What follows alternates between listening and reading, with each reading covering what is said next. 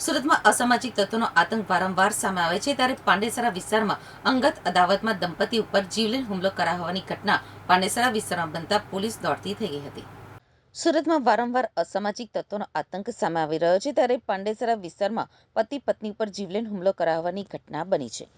પાંડેસરા વિસ્તારમાં જૂના ઝઘડાની અદાવતમાં મૌર્ય દંપતી ઉપર 3 થી 4 અસામાજિક તત્વો દ્વારા ધારદાર હથિયારો સાથે જીવલેણ હુમલો કરાતા દંપતીને તાત્કાલિક સારવાર માટે હોસ્પિટલે ખસેડાયા હતા।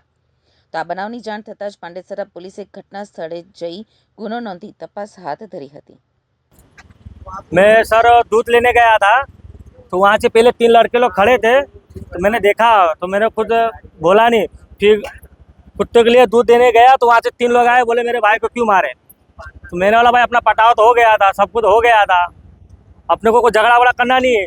तो सीधा मारने लगा 3-4 जहाँ पर। उसके बाद पीछे लोग के पास चाकू था, खंजर था, वो ऐसा लिखा रहा था। उतने में तो वहाँ से 3-4 लोग आए, जो बाइक का जंपर था, सीधा मेरे को हाथ पे मारा, पैर में मारा, मारते जा रहे। घर वाले को ही मार। उसके बाद घर वाली बीच में बचाने आए तो उनके सर पे भी जोर से मार दिया। और मेरी भाभी है विकलांग, उनका भी ऐसा किया तो विकलांग भाभी मेरे पति को मार रहे थे। मेरे पति चिल्ला रहे थे, मैं खाना बना रही थी।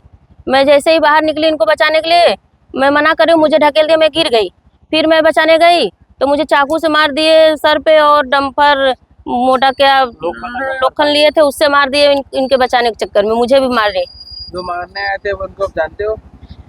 जानती हूँ पर एक ही जन का नाम जानती हूँ, कौन था मारने वाला? भाई निहाल भाई। वो निहाल भाई, वो नालो भाई थे। निहाल भाई, और वो पगड़ी बांधते हैं उनको मैं पहचानती तो सबको, पर किसी का नाम नहीं जानती हूँ। टोटल कितने लोग आए थे आपके वहाँ? 5-6 जन थे।